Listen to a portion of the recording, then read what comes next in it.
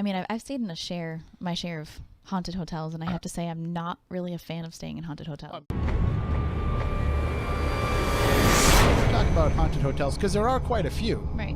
And some of them embrace it, some of them don't. Some of them are willing to let people come in and investigate. Some people don't allow that, but they still don't shy away from the stories and the legends that are out there. We have one locally. We have two locally, actually. Here in Fairhaven, the Seaport Inn has stories. I've investigated it, and I worked there. And depending on whoever the current management and ownership is, sometimes they talk about it, sometimes they don't. Right. And ownership never changed, did it? Well, whoever is speaking for them will say. Right. So the owner hates everything to do with the fact that it's haunted. That is an actual fact. Trust me, I worked for him, I know. But we can get some staff here and there to talk about it. It depends on how long they've been there, too. So that story, just real quick, that story is that there's a room where, correct me if I have this wrong, because it's been a long time since I wrote my book. There's a room where somebody killed themselves, and on the anniversary of that suicide, they can't let anybody stay in that room because they get phone calls from that room at the front desk throughout the course of the night. No. Okay. Somebody did die in that room. To my knowledge, it was not a suicide. All right. And I believe it was a drug overdose. Well, it wasn't an intended suicide. It's still somebody. Suicide just has it wasn't a murder. We'll put it that way.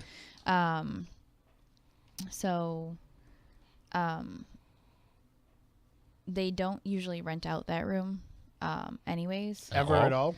No, I mean the place, like in where it is in the hotel, like they still have like smoking rooms, unless they've redone them. But when I was working there, like they even had like a certain floor where like fishermen stayed only. You can go outside. Hey, I'm telling a story here. If it's cold though.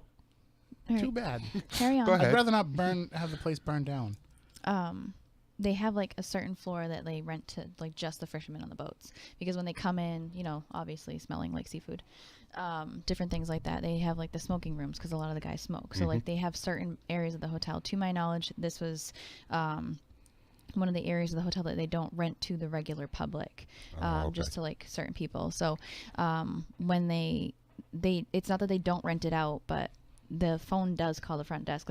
I was present when it was calling the front desk and nobody was staying there. So it's not that they don't rent it out during the anniversary. It's that bottom line, like it calls the front desk anyways. So it's any time. It's not just on the anniversary. It's just it did happen near the anniversary, but it didn't necessarily have to do with it called it at random times too. Okay, so it's not just that day. So there's a chance that it's right now because we're talking about it. The front I don't know if they ever fixed it.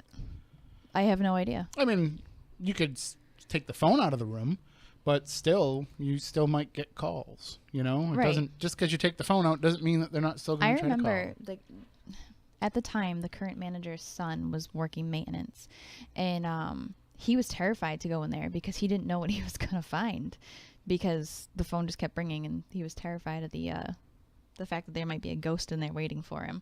But it actually did. It called. But that's not even the haunted part of the hotel. I was going to say, because I've been there a couple of times for events, and isn't the closed down part where they do like the SWAT practice and all that I heard, isn't that the more haunted side? Yes, the old hotel. Yeah. But they allowed, I think it was state police, to come in and use it for practice for whatever they were doing. Yep. So it's torn to junk. Yeah. But wasn't it like one of the last rooms at the very end on the second floor? It was like Did a you go suite. in with me? I don't know if it was it was during the Paracon. Oh, then no. I did an actual investigation in there. Okay, no. I was the only person that was allowed to do it, because I worked there. And a closet next to the last room was pretty active, but the entire way, like the entire second floor, was totally active. That is where I was recording with Mike Markowitz, and I saw a little girl run by me, and I asked her, "What are you doing?" And she was answering me, and I obviously could hear her doing what I do, but Mike recorded the entire conversation back and forth. Really? So you can hear what I say, and you can hear her direct answer as I heard it. We also heard like audible voices like yelling out to us, which was really interesting. I mean, if you talk to the old staff who have been there since the older part was open, they would tell you like they found a woman dead like in her breakfast one morning, you know, like sitting in the old part of the hotel. So I mean, it's a hotel, people die in hotels. It does happen. So it is active, but there are so many different things that I experienced in that hotel that had nothing to do with anything, you know, to do with like recent deaths in those rooms. I used to close up the bar at night, and I actually used to call my friend Martin to come and sit with me on nights that I had to close, because they just let me close by myself and walk out. And I hated it because the light switch was inside the kitchen. But in order to, what I would have to do is go inside the kitchen, shut off the light, lock the kitchen door, stand in the dark, and then walk through and let myself out and lock the door. So I was terrified. And no amount of flashlight was helping that because of how haunted it was. I would be sitting by myself waiting for the next crowd to come in, because this is when they first reopened the bar, so it wasn't as popular. And I could hear like people flipping cards and poker chips. And it was loud. And I used to turn everything down just to see what I could hear. That's crazy. And I could hear that. And I could hear people laughing and talking. I'd be able to smell cigarette smoke. And there was one point where I was sitting on one side of the bar. I have a picture of it somewhere. And I have OCD. Anybody that knows me, everybody that's ever sat at a bar that I worked at knows that I have OCD. And they would make fun of me for it because I'd keep a really clean, neat bar, and I'd make sure all the bar stools were perfect, always. And when I sat on one side of the bar, I could hear the bar stools moving on the complete opposite side. But if you look at that bar, these bar stools, there's nowhere for them to go. It's either pressed up against the bar, or if you scoot out, the wall's right there. So I went and I took a picture one day because I couldn't believe it, because I'm like, what is that noise? And I went over there, and all the bar stools were screwed up as if people were moving in the chairs. So I used to just, you know, talk to him like, hey, what do you want to drink? You know, start a conversation, and it kicked up activity a lot. So that used to happen in the main bar. But when you walked through the kitchen to the back hallway, into the ballrooms, into the function rooms, all that, I used to hear high heels stomping throughout the kitchen.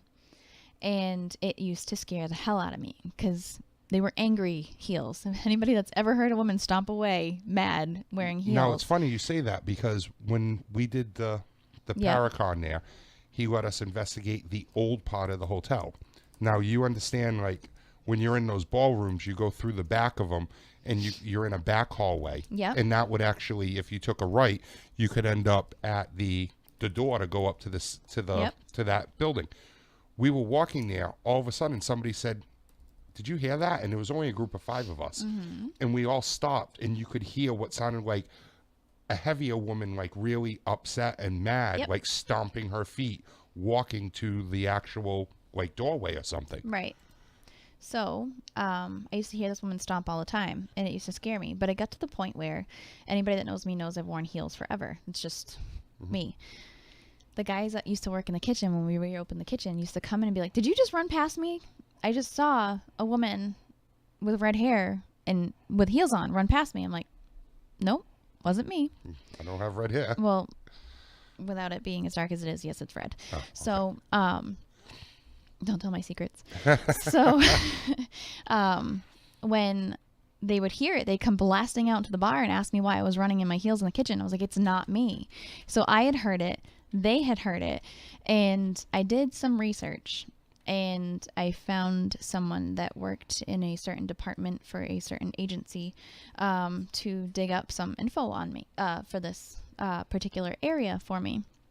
And I found that there was a body that washed up on the shore. And you know, like the Seaport's right there. Like it's the water's right there. Like literally right there. It washed up very close by on Pope's Island. Hence the name. Right.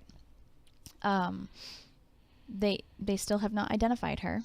More like nobody wants to identify her. She's from a different country, so she more than likely came in on one of the fishing boats. They smuggled her in. They killed her. And she matches the exact description that everybody's seen there. Oh, wow. And, like, it's down to, like, identifying, like, jewelry. They identified the country that she's come from, and nobody will claim her at all. So I think that she's really angry that nobody's coming forward about who she is. And she's very like distinct looking, like you can tell what nationality she is. And I would see her run up and down, but she was always so angry that I never stopped her to be like, hey, can I help? And I was scared because I was always in the dark and I was And always you're alone.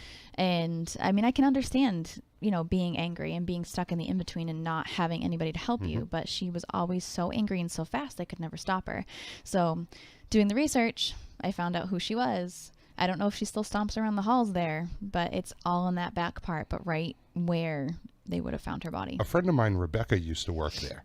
And she used to tell me. Oh, I know who you talked about. She used to tell a lot of stories that she would hear stuff in the kitchen area when everybody was gone. And she always used to tell me, I don't believe it. And that's what she told me. I don't believe it. But it's just weird. It's got to be something else. But it's funny. People talk about it. And then she would tell me, I hear people talking about it. And then I would hear it the next night and just kind of push it away.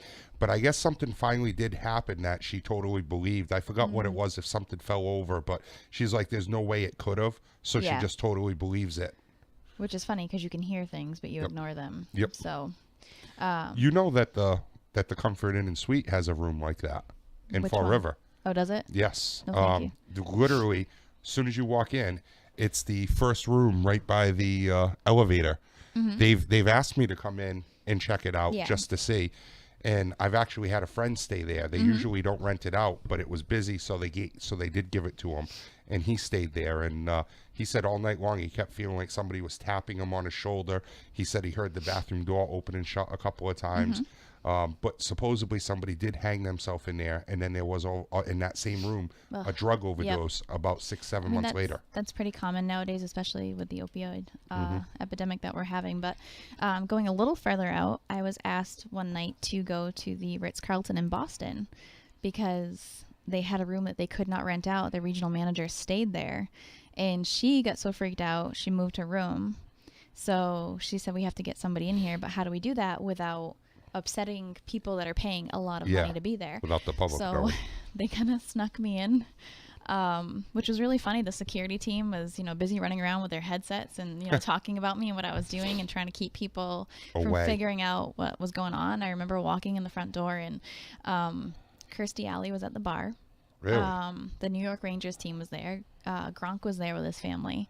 Like celebrities everywhere. And I'm just like, hey, I'm talking to dead people. Don't mind me, And they were so freaked out that somebody was going to find out what was happening. And they're like, please, can we just, comp you some drinks at the bar for doing this for us? I was like, no, it's fine. I don't drink on the job. But I actually got to meet a lot of really cool people that night, that, with history of Boston and everything else. But I walked up there and they were so concerned that it was a guy that when they were building the towers that people actually live in, connected to the hotel, somebody fell to their death right outside the window of this room. And they're like, oh my God, it's him. I'm like, nope, he's fine. He's crossed over. It was actually 2 little girls. Really? And they were playing with everything in the room and like making things fall off the walls and everything else. But I just said, I'm like, does anybody here know the history of the property? And there's a guy down at the bar that used to hang out there all the time, that he owned a restaurant nearby and he knew the history of the property. I said, there was a fire here on this property. I said, and when the building burned down, these little girls were obviously a casualty of the fire, and they're still hanging out. And turns out that the actual property had a different hotel there before it burned to the ground, and that's what was left.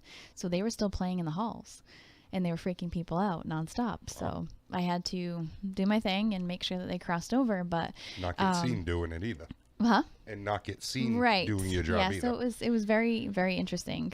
So I love the fact that people get really freaked out about staying in hotels and them being haunted. And I understand them being haunted, but I've stayed in my share of haunted hotels, and I have to say I'm not really a fan of staying in haunted hotels. I mean, I'd make the assumption that probably all of them would have something. But historic ones, absolutely. Even if it's not a true, quote unquote haunting. Yep. Because even if there's no death associated with it, and not that there needs to be death for a haunting, we can get into all that some other time. But I think just the energy of people coming through there all the time. Oh my God, yes. Yep. And think about the kind of things that people do in a hotel. Not everybody's there just to sleep. You know, there's people that are doing other things that expend a lot of energy, and well, there's a workout room, so they're exercising. Sure. There's a pool, so they're swimming. This is weird. Yep. There's usually a restaurant or a bar, so people are, having a good time.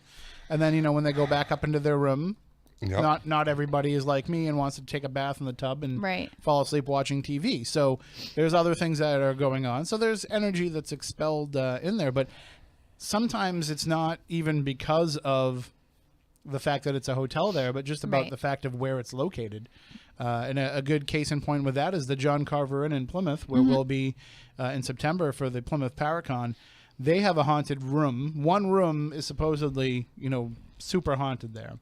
But there's other stories of things that happen throughout the entire hotel, and they think that part of that might be because of the fact that where that hotel has now been built, there used to be a house that housed medical students in the late 1700s, early 1800s. I forget exactly when, but there were medical students that were all staying there. It was like kind of like they all stayed together because they were all studying together. And what did medical students do to practice back then is they would go and they would rob graves, and they would dig So up. creepy. And of course, that hotel is right at the base of Burial Hill. Right. And so these guys were just going up the side of the hill at night. And you can go up on Burial Hill, especially back then when there's no lights or street lights or anything. You could go up on Burial Hill and nobody would know that you were up there because you're so high up and you're away Yep. from everybody else that you can dig up a body and nobody would know that you're doing it. So they would dig up the bodies and they would bring them back down to their house where they lived, and they would, practice their medical procedures on these bodies. So they feel like all of that grave robbing and unrest kind of might have caused some of that activity to stir up, and that's what the John Carver Inn is dealing with now, is just the residual energy from those grave desecrations.